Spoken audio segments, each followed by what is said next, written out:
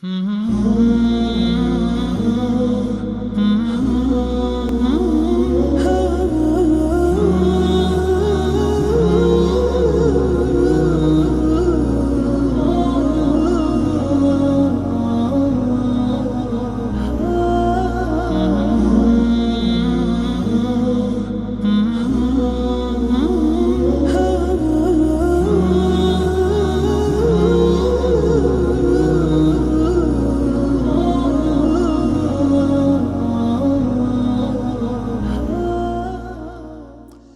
الله الرحمن الرحيم. الحمد لله رب العالمين، والصلاة والسلام على أشرف خير خلق الله محمد الأمين وعلى آله وأصحابه أجمعين.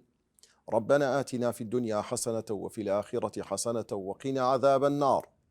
رب اشرح لي صدري ويسر لي أمري واحلل عقدة من لساني يفقه قولي. اللهم علمنا ما ينفعنا وانفعنا ما علمتنا يا رب العالمين. اللهم اجعل القرآن العظيم ربيع قلوبنا ونور أبصارنا وجلاء همومنا وأحزاننا يا رب العالمين. بەڕێزان خۆشەویستان گەنج و لاوەکان، خۆشحاڵ و شادومانم لە زنجیرەیەشتری بەرنامەی زانستەکانی قورئانی پیرۆز بە خزمەت ئێوەی بەڕێز و خۆشەویست بگەینەوە کە ئەو زنجیرەیە زنجیرەی دەهەمینە، آخر بابەتە وەکو مەنظومەی زەمزەمی، بەڵام دوو بابەتمان دەمینێ وەکو پاشکۆ، یعنی وەکو ملحق، وەکو تەواوکەری ئەو بابەتەکە بە پێویستی دەزانم دوو زنجیرەی تر بە تایبەت پێشکەشی ئێوەی بەڕێز و خۆشەویستی بکەم وەکو خەڵاتێک کە هەندێک زانیاری و بابەتێ دەربارەی قورئانی پیرۆز زۆر زەرور و گرنگە فێرخواز و ئەهلی قورئان لێی شارەزابن و بیزانن. ئەو زنجیرەی ئەوڕۆ ئەو بابەتی منظومەی زەمزەمی بە ناوی خاتیمە، واتە کۆتاییەکانی ئەو منظومەی زەمزەمیە کە ئەویش تەنها باسی کۆتاییەکەی دەینێتن بە 24 بەیتە، 24 دێرە شعر، باسی ناو، باسی نازناو و هەروەها باسی ئەو شتانە دەکاتن، چ ناوی کەسان بی، چ ناوی مەسەڵەن بۆ نمونە شوێنەکان بی، بە ورد و زۆر بە جوانی باسییان دەکا. ئەسلی ئەو وشەیە ئەگەر هات بە ناڕوونی هاتبی مەبەستی پێچیە لە کتوبەکان کو باس کرایە ڕوونی دەکاتەوە و باسی دەکاتن. تاوان ئەو بەشە، ئەو بابەتە دەبتە 4 بەش، یعنی ئیمامی زەمزەمی ڕەحمەتی خوای لەسەر بێ لە مەنظومەکەی خۆی ئەو ناوانەی کە لە قورئانی پیرۆز خوای گەورە باسی کردووە کردیتە 4 بەش. بەشی یەکەمی ئەلئەسما، واتە ئەو ناوە ڕوون و ئاشکرایانەی کە بە ناوی خودی کەسەکان ناوی هیناوە، وەکو ناوی محەممەد صلی الله عليه وسلم پێغەمبەری ئێمە، وەکو ناوی عیسا، ناوی موسا، ناوی لوط، سەڵات و سەلامی خوای گەورەیان لەسەر بێ. ئەو ناوانە باز دەکە. لە دوایوی ئەلکینا، کینا مەخسەری پێچێ کینایە، کینایە مەبەستی پێ ئەو ناوانەی کەوا وشەچی یان پێشگرێکی لە پێشە یان پاشگری لە پێشە. مەسەڵەن لۆ نمونە ئەبوو فلان یان ئوم فلان یان ئیبن فلان، ئەوانە پێی دەوتە کینایە لە زمانی عەرەبی. و بەشی سێمی ئەو خاتیبە و ئەو ناوانەی کە باسی کردیا ئەلئەلقاب، واتە ئەو نازناوانەی کەوا لە قورئانی پیرۆز خوای گەورە باسی کردووە، باسی وان دەکاتن بەشەچی لە کۆتاییدا ئەلموبهەمات، واتە ئەو وشانەی کە وەکو ناو، وەکو نازناو، وەکو وشەیەک خوای گەورە بەکاری هیناوە، بەڵام مەبەستی پێ چینەکە یان کەسەکە یان شوێنەکە، بەڵام مبهەمە و نادیارە، زانایان و ئەهلی تەفسیر ڕوونیان کردەوە. ئێستا دێینە سەر مەنظومەکە. ئیمامی زەمزەمیە ڕەحمەتی خوای لەسەر بێ لە 3 دێری یەکەم دەفەرموێ: إسحاق يوسف ولوط عيسى هود وصالح شعيب موسى هارون داود ابنه أيوب ذو الكفل يونس كذا يعقوب. وعرو هذا فرمي آدم إدريس ونوح يحيى وليسع إبراهيم أيضا إيليا. بوشيويا ئیمامی زەمزەمی ڕەحمەتی خوای لەسەر بێ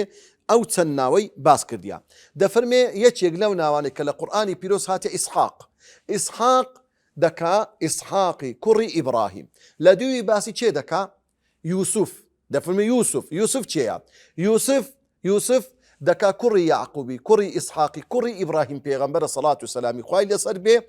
وەکو لە فەرموودەی پێغەمبەر هاتووە صلی الله عليه وسلم. سەحابەکان گوتیان یا رسول الله من خەیر الناس، یان من ئەفضل الناس، باشترینی کەسان لە بنەماڵە چێە؟ پێغەمبەری خوا صلی الله عليه وسلم فەرمووی خەیر الناس باشترین کەس چێە؟ یوسف و بنو یعقوب و بنو ئیسحاق و بنو ئیبراهیم. فەرمووی لە وەکو بنەماڵە ئەگە تەمەشا بکەی یوسف پێغەمبەر وەکو بنەماڵە لە چار پشت بووینە پێغەمبەر سەڵات و سەلامی خوای لەسەر بێ. فەرمووی باشترین کەس ئەو یوسفە کە کوڕی یعقوبە کە کوڕی ئیسحاقی کوڕی ئیبراهیم پێغەمبەرە سەڵات و سەلامی خوای گەورەی لەسەر بێ. لە دووی باسی لوط دەکا. لوطی کوڕی هارانی کوڕی دەکا کوڕی برای ئیبراهیم پێغەمبەرە سەڵات و سەلامی خوای لەسەر بێ. یعنی لوط پێغەمبەر برازای ئیبراهیم پێغەمبەر بوو، هەردوو چیان لە یەک سەردەم پێغەمبەر بوونە. ئیبراهیم پێغەمبەر لە شوێنێک بووە، لوتی برازایش لە شوێنی مؤتەفیکات بووە کە شوێنەکە پێی دەوترێ مؤتەفیکات کۆمەڵە دەیەک لە چادەوری یەکتر بووە، ئەویش لەوێن دەرێ پێغەمبەر بووە سەڵات و سەلامی خوای لەسەر بێ. وەکو خوای گەورە سوبحانەهو وتەعالە کە قیسەی لوط پێغەمبەر بازەکە کاتێکەوە چەند مەلائیکەتێک دێنە خزمەت ئیبراهیم پێغەمبەر سەڵات و سەلامی خوایان لەسەر بێ. ئیبراهیم پێغەمبەر یەک گۆلچی زۆر گەورە سەر دەبڕی سۆری دەکاتەوە، هەر هەمووی لە پێشیان دادەنێ. ئینجا دەفەرمی ئەلا تەئکولون، ئەرێ ناخۆن. لۆیە لەو کاتێک کە ئەوان دەست درێژ ناکەن لە بۆ خواردنەکە فەئەوجەسە فی نەفسیه خیفە، ئیبراهیم پێغەمبەر ترسێک لە دڵی پەیدا دەبی. مەترسی ئەوەیە دیارە ئەو میوانە ترسە، یعنی لە بۆ شەڕ خراپە چی هاتیە. ئینجا میوانەکان خۆیان ئاشکرا دەکەن، دەڵێن ئێمە نوێنەری خوای گەورەین، ئێمە مەلائیکەتی خوای گەورەین، خوای گەورە ئێمەی ناردیە بچینە لای لوط پێغەمبەر لە بۆ ئەوەی ئەو قەومەی وی بە هیلاک بدەین و لەبەر ئەوەی قەومەتی زۆر خراپن. لەو کاتێک کە ئەو مەلائیکەتانە دەچن ئینجا قەومی لوط خوای گەورە ئەمر دەکا بە لوط لە بەرە بەیانیەکی زوو لە شەوەکەی خۆی و شوێن کەوتوانی شارەکە بەجی بێنن، ئەوان دەڕۆنە دەرێ لە بۆ بەیان خوای گەورە سوبحانەهو وتەعالە ئەو شوێنەی ژێرا و ژوور دەکە. ئەوە لوط پێغەمبەرە. لە دووی دەفەرمی عیساش مەشهورە، عیسای کوڕی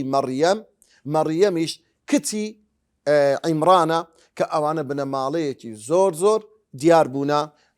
عیساش ئەو پێغەمبەرە یەکێکە لە پێغەمبەرانی ئولول عەزم. و هەروەها دەفەرمێ هود چێە؟ هودی کوڕی شالیخی کوڕی قەینانی کوڕی ئارەفخەدی کوڕی سامی کوڕی نوحە. ئەوە هود پێغەمبەر، ئەوە نەسەبەکەیتی. لە دووی باسی پێغەمبەریش تر دەکە سەڵات و سەلامی خوای لەسەر ئەوی ساڵحە. ساڵح چێە؟ ساڵحی کوڕی عوبەیدی کوڕی ئاسەفی کوڕی ماشەحی کوڕی عوبەیدی کوڕی حاذری کوڕی ئیرەبی کوڕی سامی کوڕی نوح. یعنی ئەو پێغەمبەرانە ئەگەر ورد بیۆلەی زۆربەی زۆریان بەشی هەرە زۆریان یعنی دەچنەوە سەر یەک نەسەبیان یەکە، زۆربەی زۆریان تێک دەکەنەوە لە یەکێک لە پێغەمبەرە هەرە گەورەکان. ئەو جارە باسی شوعەیب دەکە. ئەدی شوعەیب چێە؟ شوعەیبی کوڕی مەدیەنی کوڕی سامی کوڕی نوح، ئەویش هەدەستەوە سەر نوح پێغەمبەر. ئەو جارە دەفەرمێ موسا. ئەدی موسا چێە؟ موسای کوڕی عیمرانی کوڕی لاوی کوڕی جادی کوڕی یعقوبی کوڕی ئیسحاقی. بەو شێوەیە دەفەرمێ ئەوەش موسا پێغەمبەرە سەڵات و سەلامی خوای لەسەر بێ، وەکو بنەماڵە و وەکو برین نەسەبەکەی بەو شێوەیە. ئەو جارە هاڕونیش برای موسا پێغەمبەرە، لەگەر موسای برای یەک نەسەبیان هەیە، تەواان دیارە گومانی تێدا نیە. داودی کوڕی ئیشای کوڕی عوەیدی کوڕی عابیری کە نەسەبەکەی دەگەڕێتەوە لە بۆ یەهوذای کوڕی یعقوب سەڵات و سەلامی خوای لەسەر بێ. و هەروەها دەفەرمێ یەکێشتر لەو پێغەمبەرانە کوڕی داود دەکە سولەیمان پێغەمبەر سەڵات و سەلامی خوای لەسەر بێ. و لە دوای ئەیوب چێە؟ ئەیوبی کوڕی حەوسی کوڕی ڕەغویلی و هەروەها کوڕی ئەلعەیس ئیبن ئیسحاق کە دەکاتە کوڕی ئیسحاق پێغەمبەر سەڵات و سەلامی خوای لەسەر بێ. ئەو برين نسبانا هموي لتاريخي ميجوي طبعا باسكرايا وإمامي عصيمي رحمتي خوای لەسەر بێ بەو شێوەیە نەسەبەکانی باس کردیا هەمووی لە کتێبی تاریخی و مێژووی باس کرا یەکێشتر لەوانەی کە باز دەکرێت ذوالکفل طبعا ذوالکفل هەندێک دەرێن عەبدێکی صالح بووە هەندێکی دەرێن پێغەمبەرێک بۆ لە پێغەمبەرانی خوا سەڵات و سەلامی خوای لەسەر بێ هەندێک ڕیوایەت دەکەن دەرێن ئەو ذوالکفلە کوڕی ئەیوب پێغەمبەر بووە سەڵات و سەلامی خوای لەسەر بێ طبعا ڕەئیەکەیە کە دەڵێ پێغەمبەری خوا بووە واروەها حەدیثێک هاتووە لە صەحیحی بوخاری دەرێن ئەو ذوالکفلە ڕەزا و ڕەحمەتی خوای لەسەر بێ گوناح و تاوانێکی کرد داوای لێخۆشبوونی لە خوای گەورە کرد دەفەرمێ لە بۆ بەیانیەکەی لە صەحیحی بوخاری هاتووە لەسەر دەرگای نووسرا ئەن الله غەفەڕ لذی الکفل خوای گەورە لە گوناحی ذوالکفل خۆش بوو ذوالکفلیش یەکێک بووە لەو پیاوانێک کە خوای گەورە لە قورئانیش باسی کردووە یونس چێە یونس پێغەمبەر کوڕی مەتتەی یان کوڕی مەتتای باوکی کوڕی ماثانی کوڕی ڕەحیمی کوڕی ئیناشاه کوڕی سولەیمان پێغەمبەر بووە سەڵات و سەلامی خوای لەسەر بێ یعقوبی کوڕی ئیسحاق ئەوە دیارە و هەروەها ئادەم باسی باوکە ئادەمیش دەکاتن لەو چەندێرە شعرەی ئیمامی زەمزەمی ئادەمیش دیارە باوکی بەشەر و یەکەمین کەس وەکە خوا خەڵقی کردیان ئیدریس یەکێک بۆ لەو پێغەمبەرانە کە ناوی خەنوخی کوڕی یەردی کوڕی مەهلائیری کوڕی قەینانی کوڕی ئانوشی کوڕی شیثی کوڕی ئادەم بووە ئەوە نەسەبی یونس ئیدریس پێغەمبەر سەڵات و سەلامی خوای لەسەر بێ ئەدی نوح کوڕی لەمکی کە هەندێک دەرێن کوڕی لەمک بووە باوکی بە لەمک ئەوها ناوەکەی هاتووە نەسەبەکەی دەگەڕێتەوە لە بۆ شیث پێغەمبەر ئەویش لە بۆ باوکە ئادەم سەڵات و سەلامی خوای لەسەر بێ یەحیای کوڕی زەکەریا ڕەزا و ڕەحمەتی خوای لەسەر بێ ئەویش نەسەبەکەی دەگەڕێتەوە لە بۆ سولەیمانی کوڕی داود یەسع چێە یەسعی کوڕی عەدی کوڕی شوتلیم کوڕی ئیفراثیم دەکا ئەویش کوڕی یوسف پێغەمبەر بووە سەڵات و سەلامی خوای لەسەر بێ ئیبراهیم پێغەمبەر سەڵات و سەلامی خوای لەسەر بێ باوکی ناوی ئازەری یان تاریح هەندێک دەرێن ئازەر لەقەب بووە تاریح ناوی باوکی ئیبراهیم پێغەمبەرە لە هەندێک ڕیوایەت کە دەرێن وإذ قال إبراهيم لأبيه آزر دەرێن ئازەر باوکی نەبووە مامی بووە بەڵام لە جێی بابی دانیشتیا وەکو بابی ئیبراهیم پێغەمبەری بەخێو کردیا بەڵام والله ئەعلەم کە لە قورئان دەفەرمێ لئەبیه ئەمە دەرین باوکی و واروە ڕەئی بەهێز ئەوەیە کەوە ئازەر باوکی ئیبراهیم پێغەمبەر بی ناوی تاریح بووە کوڕی ناحوری کوڕی ساروغی کوڕی ڕاغوو ئەویش کوڕی فالغی کوڕی عابیری کوڕی شالیخی کوڕی ئەرەفخشەت ئەویش کوڕی سامی کوڕی نوح پێغەمبەر واتە نەسەبی ئیبراهیمیش دەستەوە سەر نوح پێغەمبەر سەڵات و سەلامی خوای لەسەر بێ طبعا ناوی ئیبراهیم پێغەمبەر لە مصحفی حەفظ هەمی بە ئیبراهیم هاتووە بەڵام لە قراءەتی هیشامی کوڕی عامر بە ئیبراهام دەخیندرێتەوە لێ زۆرجار لە قراءات بە ئیبراهامیش هەیە لە هەندێک شوێن طبعا ناوی موسا عیسا یەحیا ئیمالەی دەدرێتە ئەمە باسی ئیمالەمان کرد لە خینەکە مەسەن لە جیاتی برێ موسا دەرێن موسێ عیسێ یەحیێ ئەوها بەو شێوەیە و هەروەها ئیلیاس دەڵێن هەندێک طبعا ئەو درێ ئیلیا کۆتاییەکە ئەوها هینا ئیلیاس هاتووە لە قورئان ئیلیاسینیش هاتووە هەردووچیان بەبەستی پێ یەک پێغەمبەرە ئیمامی زەمزەمی بە ئیلیای هینە سینەکەی لێ کردەوە ئەوە لە عیلمی عەرەبی پێی دەوترێت تەرخیم لە بۆ خۆشەویستی یان لە بۆ زەڕورەتی شعر یان لە بۆ بابەتێک هەر بابەتێک بیتن ناوە وەکو کاتی خۆی پێغەمبەری خوا صلی الله علیه و سلم بە خات و عائیشەی زۆر خۆشەویست دەیگو یا عائیش تەکەی لێ دەکردەوە ئەوە لە زمانی عەرەبی پێی دەوترێت تەرخیم واتە کورتکردنەوەی ناوەک لە بۆ خۆشەویستی کو خەڵکێک مەسەلەن دەرێ بە منداڵی خۆی دەرێ مثلا محەممەد بی دەرێ حەما منیا یا مەسەلەن ناوەکی هەبیتە ناوەکەی سوک دەکا لە بۆ خۆشەویستی زەکەریا لە نەوەی سولەیمانی کوڕی داود بووە و هەروەها ئیسماعیل دەکا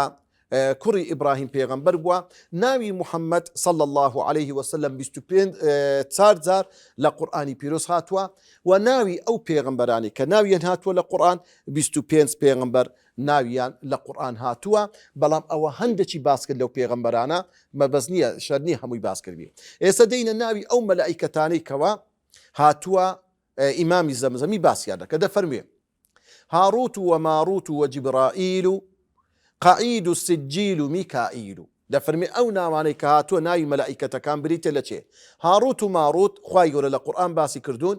جبرائیل تەوان جبرائیل لە قورئان بە چەند نەوعەک دەخیندرێتەوە. جبرائیل وەقیڕەئەتێک هەیە بە جیبریلیش دەخینتەوە. جیبریل یعنی لە جیاتی برێ جبرائیل یان جبریلیش هاتووە. پێنج لە قیڕەئەتەکان لەدەیەکەی بەو شێوەیە دەخینەوە. قەعید بريتيا لو ملائكة لسشان إنسانا ما يلفظ من قول إلا عليه رقيب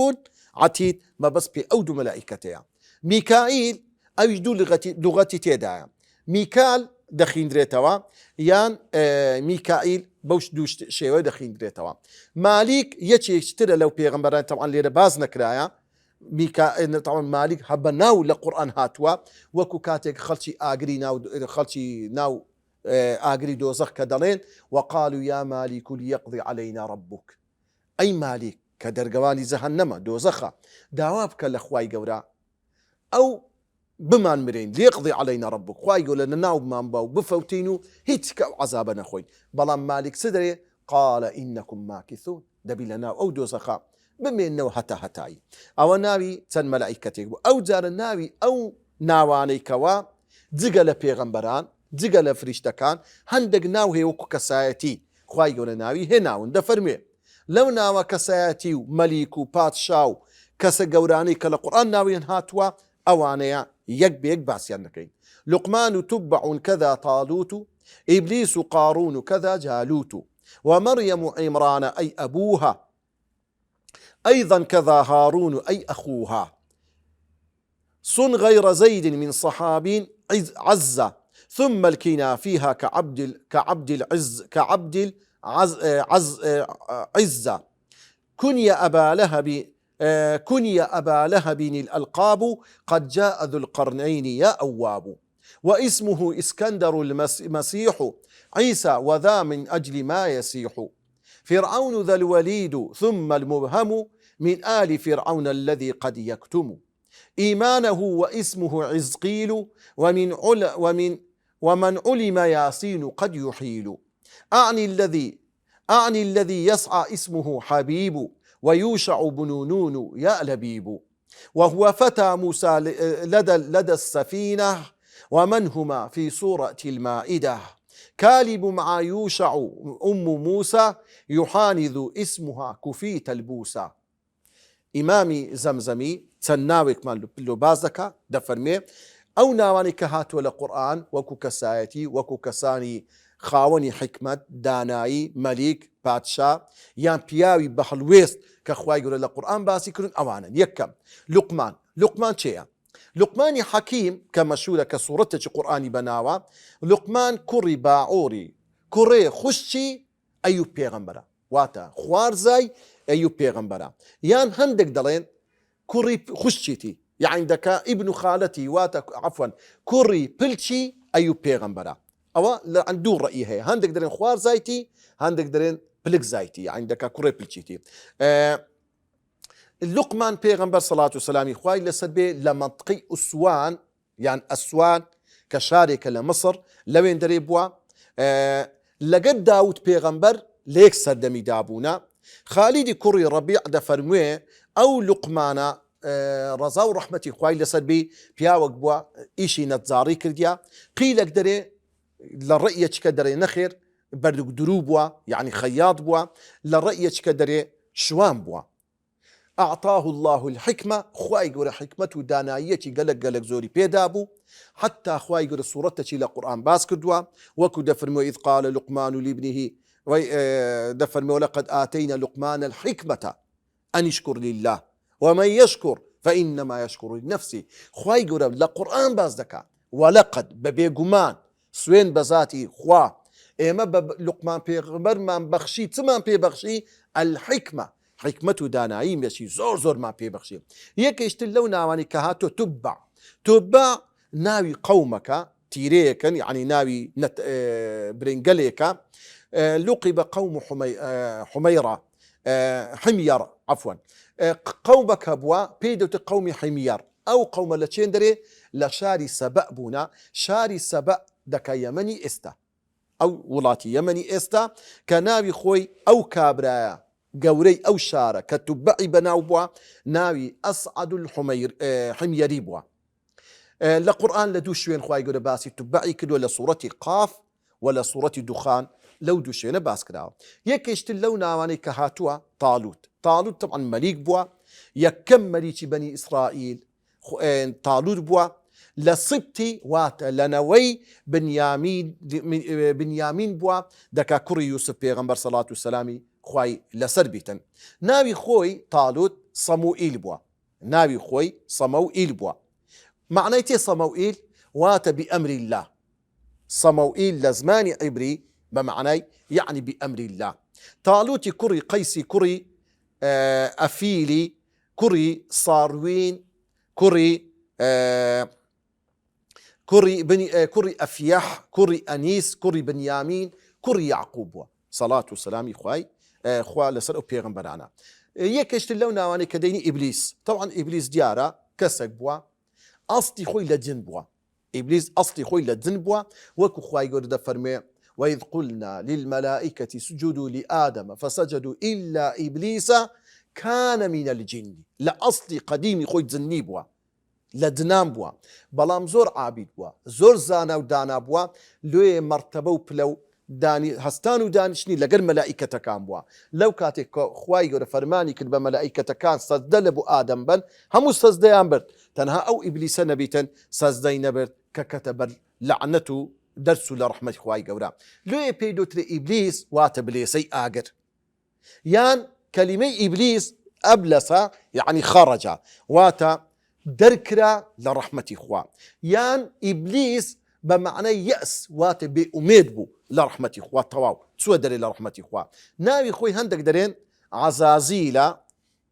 عزازيلا قيلك دري ناوي حارثة وهروها لآقر خواهي قولي خلقي كرديا لو إلى حديثة چي پیغمبر هي صلى الله عليه وسلم پیغمبر دفرم ناوي من دالكانتا منين حارث يعني پیغمبر نهي كرديا لو ديار حكمة اشتدا هي يقلو ناواني تركا بازك قارون طبعا قارون كوري يصهري بكوري قاهتي كوري دكا آموزاي موسى پیغمبر بوا يچيك بلو دولة من دا خدا پێداوانەی کە زۆ دەوڵەمەند بووە حتا دەڵێن کلیلی قاسەکانی بەباری عوشتر هەر نەدەگیرا هەندە دەوڵەمەند بووە هەندە سەروەت و سامانی زۆر بووە بەڵام لەو کاتەدا کە ئیمان بە موسا پێغەمبەر ناینی بۆیە خوای گەورە دەفەرمێ فەخەسەفنا به وبداره الأرض بەخۆی و خانی و ماڵ و سەروەت و سامانەکەی ڕوچون لە ناوزەوی کەتە فەوتان و نمان یەکێشتر لەو ناوانەی کە هاتووە جالوت لە عیبری لە تەورات بە جولیات ناوی هاتووە کە ئەو جالوتە چێ بووە کەوا دەرێن لەگەڵ یعنی یەکێک بۆ لە مەلیکەکانی کەوا داود پێغەمبەر سەڵات و سەلامی خوای لەسەر بێ وەکو درێ وەقەتە لە داود و جالوت يعني أو كسي خصبي داود بيغمبر بوا هستا لويا لو كات داويستي لقد داود بيغمبر شتيان كتبيني لويا داود بيغمبر صلاة والسلام إخوائي لسربي أو ملكة ظالم خرابي كشت يكشت اللوانا مريم دكا كسي عمرانا كلمة مريم بعبري يعني عابدة واتخواناس لويا آل عمران يعني بن ماليكن أو مريم كتي أو عمرانية كناوي هاتوا عمران كري ياشهومي كري أموني كري منشاي كري اسقيلي كري احزيقي كري يوشمي كري عزازيا يان امصيا كري ياوش كري احزيهو كري يارم كري يهفاشاط كري اسابيري كري ايا كري رحيم كري سليماني كري داود بيغمبر بصلاة وسلام إخوائي لسبي طبعا وكان عنتكيها ما ناوانا هموي قديم أو هابوا لو يتمشاب كناويش أجا شرعي بزور سوكو خوشة بلام ناو كلا شرعي لايدا یعنی ناوی عنتیکە و ناوانە ئێستا هەیە خەڵک سەری لێ دەرناچیتن دەبی 10,000 برێ ئەوجە لە بەری دەکەی ئەو ناوانەش ئەوها عجایب و سەیر بووە لێ بەڕاستی ئەو ناوانەی قەدیم کە بەو شێوەیە یەکەشتر لەو کەسانی کە خوای گەورە کە باس کرا و ئیمامی زەمزەمی باسی دەکا لەو ناوانی کات و هاڕون تاوان هاڕون کوڕی ئیمرانە بەڵام ئەو هاڕونە نییە برای موسا پێغەمبەر فەرقی هەیە ئاگاتە لێوی کە دەفەرمێ کە دەرێن یا ئوختە هاڕون کە بە مەریەمەی دەرێن ئەو هاڕونە مەقسەدی برای موسا پێغەمبەر نیە هاڕونە چیکەیە برای مەریەمیە چکە لۆ خاتون مەریەم یعنی بە چەند سەد ساڵ لە پێستە دەمی موسا پێغەمبەری بووە لۆیە فەرق و جیاوازە ئەو هاڕونە برای کوڕی ئیمران بووە دەکا برای مەریەم نەک ئەو هاڕونەی موسا وەکو لە صحیحی مسلم هاتووە مغیرە دەفەرمێ لەو کاتێکەوە چوینە نەجران خەڵکەکەی گوتیان ئەنگۆ لە قورئانەکەی خۆتان دەڵێن یا ئوختە هاڕون لە بەینی موسا و عیسا ئەوەندە ساڵە هەیە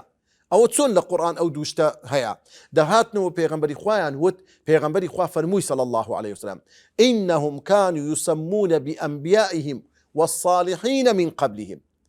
بزانە ئەو ڕەئیەشەیە فەرمووی کە ئەوان دەرێن یا ئوختە هاڕون یعنی ئەگە کەسێک زۆر لە خوا ترسبایە ئەوانە کەسە چاکەکانی خۆیان ناوی کەسە چاکەکانیان لە ناوی نەفەرەکانی خۆیان دەنا یا ئوختە هاڕون یعنی ئەی ئەو ئافرەتەی کەوا لە پاچی لە بنەماڵە لە دینداری هاوشێوەی خوشتی هاڕوونی هەندێک دەرێن تەمثیلە هەندێکی دەرێن نا هەر مەریەم بەخۆی برایەکی هەبوو بە ناوی هاڕون اینجا دەفەرمێ عەزیز یەکێکی ترە لەو ناوانەی کە هاتی عەزیز چێە مەلیکی مصر بووە تاوان ئەوەی سەردەمی یوسف پێغەمبەر کە دەرێن ناوی خۆی عەزرای کوڕی شەریهی کوڕی خلقیەی کوڕی عەزریەی کوڕی شالومی کوڕی سەدوقی کوڕی ئەخطەبی کوڕی ئەمریەی کوڕی حەنانی کوڕی عەزریە کوڕی ئوخەی بێعیس کوڕی سەدوقی کوڕی ئەخطەبی بووە کە دەکاتە نەسەبی دەگەڕێتەوە لە کۆتایی لە بۆ هاڕوونی کوڕی یەحیا ئەوە بەو شێوەیە کە عەفوەن دەکا عوزەیر ئەوە ناوی عوزەیرە عوزەیر ئەو پێغەمبەرێکەوە کاتێکەوە بە ناو دوێکدا دەڕوە ئەو دێ هەمووی کەوم بووە ئاسەواری تەخت بووە هەمووی بەسە یەکتردا ڕووخایە پرسیارێک دەکا دەڵێ ئەنا یحیی هذه الله بعد موتها دەبی چۆن ئەو گوندە وێرانە هەمووی کە تەخت بووە ئەوەندە ساڵی بەسەردا چووە هەمووی ڕزی بووە هیچی ئاسەواری نمایە چۆن جارێشتر خوای گەورە خەڵکی ئەو دێ زندی دەکاتەوە فەئەماتەه الله 100 عام خوای گەورە ئەو پیاوە کە ناوی عوزەیرە 100 ساڵ دەمرێنیتن تەوعان 100 ساڵ دەمری دوای ئەوەی کە لە دوای 100 ساڵەکە خوای گەورە زندی دەکاتەوە کە زندی دەکاتەوە تەمەشا دەکە جێ درێژەکەی هەمووی هێسک بوویتە هێسک و پڕوسک ئەو جێ درێژەی کە پێی بووە تەمەشا دەکا ئەو خواردنەی کە لە کنیتی هێشتا بۆگەنی نەبووە ئەو ئاوەی لە کنیتی تامی نەگۆڕایە دوای 100 ساڵ لۆیە خوای گەورە دەفەرمێ بۆیە ئێمە 100 ساڵ ئەتومان بران ئێستا زندیمان کردیەوە لۆی بزانی فاعلم أن الله عزيز حكيم خوای گەورە زۆر دەسەڵاتی هەیە و توانای لەسەر هەموو شتێک هەیە یەکێشتە ئەوجە دێینە سەر ئەو ناوانەی کە لە قورئانی پیرۆز هاتیە غەیری ناوەکان تەوان لە سەردەمی پێغەمبەری صلی الله علیه و سلم یەک سەحابە ناوی هاتووە ئەوی زەیدی کوڕی حارثە کەوا لە ئەصحابی پێغەمبەر صلی الله عليه وسلم کە خوای گەورە دەفەرموێ فلما قضى زيد منها وطرا زەید ئەو زەیدە بوو کاتێک کەوا دەیانگو زەیدی کوڕی محەممەد خوای گەورە تەوان زەید کوڕی پێغەمبەری نەبوو بەس پێغەمبەر بەخێوی کرد لە خزمەت پێغەمبەری بوو لۆیە لۆ ئەوەی تەبەنی ڕەت کرێتەوە حکمی تەبەنی کە جائز لە شریعەتی ئیسلام لۆیە خوای گەورە هەستا زەینەبیان دا زەیدی لەوەی کە بزان زەینەب کچی پێغەمبەرە دەدرێتە زەید کوڕی پێغەمبەر نییە زەید لەگە زەینەبی خوشک و برانینە بەس لە بۆ ئەوەی ڕەتی حکمەکی جاهیلی بکرێتەوە کە حکمی تەبەنیە لۆیە تەبەنی بە هیچ نەوعی دروست نییە کەسێک منداڵی کەسێکی بەناوی خۆی بکاتن لە شریعەتی ئیسلام حرامە. خوای گەورە دەفەرمێ ما كان محمد أبا أحد من رجالكم، محەممەد کە پێغەمبەری خۆیان باوکی هیچ کەسێک نییە لەو پیاوانی ئێوە. یەکێشتر لەو ناوانی هاتوو ئەبوو لەهەبە. ئەبوو لەهەب ناوی عەبدولعوزایە، طبعا هەندێک دەرن عەبدولعوزای کوڕی عەبدولموطەلیبی کوڕی هاشمی مامی پێغەمبەر بووە. خوای گەورە بە لەقەب و کونیە ناوی هینایە تەبەت یەدا ئەبی لەهەب. لەو ئەلقاب و لەقەبانی کە ناویان هاتی ذوالقەرنەین. ذوالقەرنەین مەلیکێک بووە، لۆ پێی دەنێ ذوالقەرنەین واتە خاوەنی دوو قۆچەکە. قەڕن یعنی شاخ قۆچ. هەندێک دەڵێن لەبەر ئەوەی هیچ کەسێک نەبووە مەلیکەکانی پێشی دەسەڵات بگرتە ڕۆم و فارس دەسەڵاتی هەردوو لای بگریتن، یعنی هەم دەسەڵات بەسەر فارسەکان دابگری هەم بەسەر ڕۆمەکان. لۆیە ناویان لێنە ذوالقەرنەین واتە ئەو مەلیکەی هەردوو جەمسەری گرت. هەندێک کە دەڵێن دەخەلە الظولمەتە والنور، ئینسان کاتێک دەڕوا هەندێک شوێن هەیە ڕۆژی تێدا ئاوا نابی، هەندێک شوێن هەیە ڕۆژی تێدا ئاوا بووە و قەت هەر تاریکە. و هەروەها هەندێک دەڵێن دوو شوێنی هەردوو برین پێشە سەرەکانی دوو شوێنی ئەو حەقیت بوویتەوە وەکو برین عنی شتێکی سەری لۆیە ناویان لێناوە ذوالقەرنەین. هەندێکیش دەرێن ڕۆژ هەڵات و ڕۆژ ئاوە گەڕاوە. هەندێکیش دەرێن لە خەوێ دوو قۆچی برین مانگایەکی گرتیە بانکایەکەی بە زەفت کردە، لۆیە ناوی ذوالقەرنەینیان لێنە کە ناوی خۆی ئەسکەندەری کوڕی سەعبی کوڕی مەراثیدی کوڕی حارثی کوڕی ڕائیشی کوڕی هەمالی کوڕی عادی هەتا نەسەبی دەگەڕێتەوە سەر هوت پێغەمبەر سەڵات و سەلامی خوای لەسەر بێ. دەڵێن چار کەس چار مەلیک دەسەڵاتیان بەس هەموو دنیا داگرێت، دوو مسلمانن دوو کافرن. دوو مسلمانەکان سولەیمان پێغەمبەر لەگە ذوالقەرنەین، ئەدی دوو کافرەکان نەمرود و نەبوخەد نەسڕ. ئەو دوو کەسە یەکێش لەوانەی کە ئیمامی زەمزەمی باسی دەکا عیسا پێغەمبەرە دەفەرمێ لۆیە بە عیسا پێغەمبەر دەرێن عیسا لیسیاحەتی فی الأرض، زۆر دەگەڕێ بەناو عەردی یان لەبەرەوەی ناو پێی هەموو ئینسانێک پێی قیچە قۆڵە ئەوی پێی ڕاست و ڕاست بووە لۆیە، یان دەرێن لۆیە پێی دەوترێ مەسیح لەبەرەوەی دەستی بەسەر هەر نەخۆشێکدا هینابایە، گوڕوو بایە، کۆرە بایە، هەر کەسێک بایە چای دەکردەوە. یەکێشتر لەوان ناوانی کات و فیرعون. فرعون طبعا دوو فرعون هەیە، فرعونی سەردەمی موسا پێغەمبەر هەیە کە ناوی وەلیدی کوڕی موسعەبە کە لەو سەردەمی موسا پێغەمبەر حاکم و دەسەڵاتدارەکانیان پێیان دەگوت فرعون کە ڕەمسیسی ئەوەل ناوبانجی هەیە. و هەروەها یەکەش لەوانی کە ناوەکانیان شاراوەیە لە قورئان هاتووە کە رجل مؤمن ئەو رجل مؤمنە من ئالی فرعون کە لە بنەماڵەی فرعون بوو ناوی عیزقیل بووە، لە عەشیرەت و بنەماڵەی فرعون بوو، بەڵام لەو کاتێکەوە دەیانەوێت هێرش لەبوو موسا پێغەمبەری بن ژیانی موسا پێغەمبەر دەکەوتە مەترسی ڕاستەوخۆ. وقال رجل مؤمن من آل فرعون أتقتلون رجلا أن يقول ربي الله، ئایا پیاوەک دەکوژن کە تەنها دەرێ ئەڵڵا پەروەردیگاری منە. یەکێشتر لەو پیاوانەی کەوا ناوی بە شاراوەی هاتیە ئەویش لە سوورەتی یاسین کە وجاء من أقصى المدينة الرجل يسعى قال يا قوم اتبعوا المرسلين، ئەو پیاوە خۆی حەشاردایە بەنهێنی بە پەنهانی بەڵام شوێن کەوتەی پێغەمبەرەکانی خوان کە دەرێن لە منطقەی ئەنتاکیە بووە، لەوێن دەرێ خۆی ئاشکرا دەکە و داوا دەکە ئەی خەڵچینە ئیمان بەو پێغەمبەرە ببینن. یەکێشتر لەو ناوانی کاتووە ئەو گەنجەی کەوا لەگەر موسا پێغەمبەر ڕۆیشتن گەشتیان کرد، ئەوی یوشعی کوڕی نون بووە لە نەوەی یوسف پێغەمبەر بووە. و هەروەها دوو پیاو لە قورئان خوای گەورە کە باسییان دەکا بن شاراوي قال رجلان من الذين يخافون أنعم الله عليهما ئەوانی ناویان کالیب و یوشع بووە. یوشعی کوڕی نون ئەوەی کە باسمان کرد کە لەگەر موسا پێغەمبەر بوو، ئەوی تر کالیبی کوڕی یوفینای دەکا مێردی خوشتی موسا پێغەمبەر بووە، مێردی خوشتی عەنی زاوەی موسا پێغەمبەری بووە. ئەو جارە یەکەش لەو ناوانی کە هاتووە دایکی موسا پێغەمبەر کە ناوی یوحانیث یان یوکابید بووە کە نەسەبی دەگەڕێتەوە سەر لاوی کوڕی یعقوب پێغەمبەر سەڵات و سەلامی خوای لەسەر بێ. ئێستا ئەوەندەمان باس کرد چەندێرە شعرێکی کورتمان ئەوانیش باس دەکەین. ومن هو العبد لدى الكهف ومن له الدم لديها قد هدر أعني الغلام وهو حيصور الملك في قوله كان وراءهم ملك هدد والصاحب للرسول في غار هو الصديق أعني المقتفي. دفرمي ومن هو العبد لدى الكهف لسورة كهف خواهي قرأ باسي عبدك دكا كدفرمي خواهي قرأ وإذ دفرمي لو كاتي آتيناه عبدا من عبادنا أو عبد شيء بخضر ناوي هاتوا وكل صحيح بخاري هاتوا كبيغمبري خوا صلى الله عليه وسلم فرمي موسى بيغمبر لقر أو عبد ناوي خضر بو ليش بيدن خضر لها شوينكي دانش با شوينكي صوز دبو لويا خواهي يقول علمك من لدني دابوي واتا علمك تايبت وكو أهلي كرامات هندك درين بيغمبر بوا هندك درين نخير هر عبدك صالح بوا يكشت اللوانا أو عبد صالحة قندتي كشت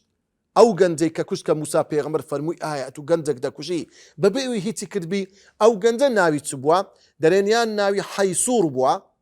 كناوي حيسور بوا هندك درين ناوي جيسور بوا وهروها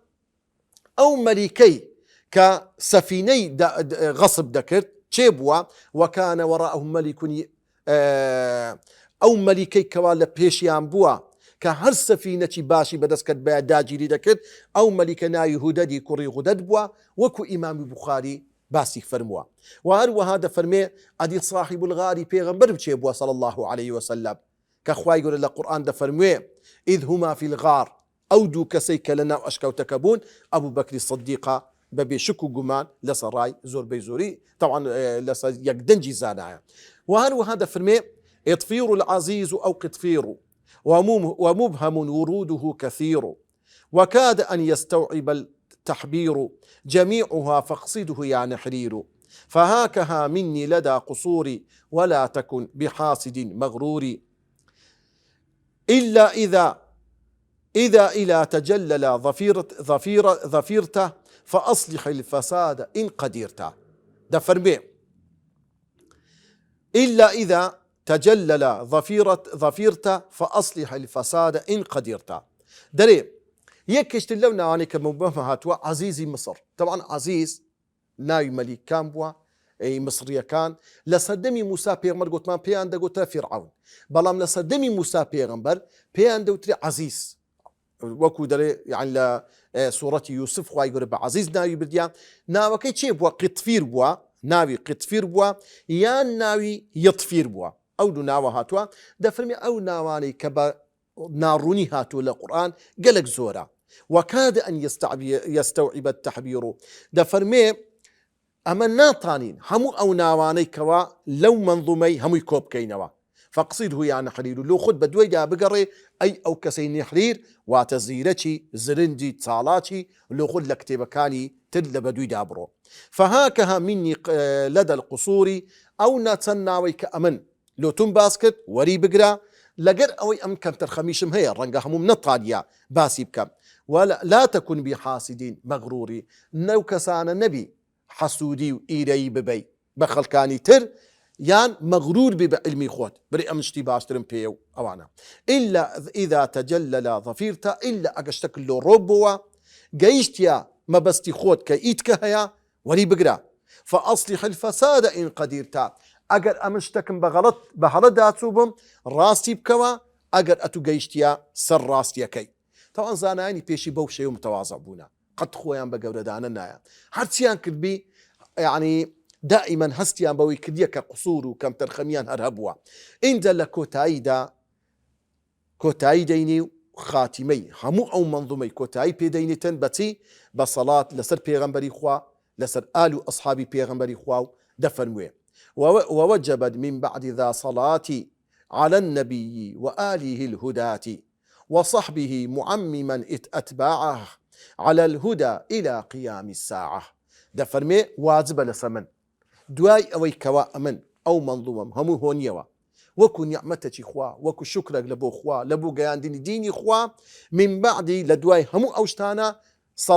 صلواتي خوم دنيرم على النبي لسا بيغمبري خوا وآله الهداة ولسا آل أصحابي بيغمبر أواني رينموني كاري ريقاي حق راستي بونا وصحبه ولسر أصحاب كاني بيغمبر بتيقراي آل خزبو كسي بيغمبر بتايبت دقرتوا أصحاب هم الصحابة كان كإيمان ينبى بيغمبر هنا ولسر أو إيماني مردن أوان الصحابنا معمما بقشتي صلوات يلا سدنيرم أتباعه شوين كوتواني بيغمبر على الهدى أواني الري راستيان قد إلى قيام الساعة تا روجي قيامة مجدرين. وصلى الله وسلم وبارك على نبينا محمد وعلى آله وأصحابه وأتباعه غر الميامين. والسلام عليكم ورحمة الله وبركاته. سبحان ربك رب العزة عما يصفون، وسلام على المرسلين، والحمد لله رب العالمين.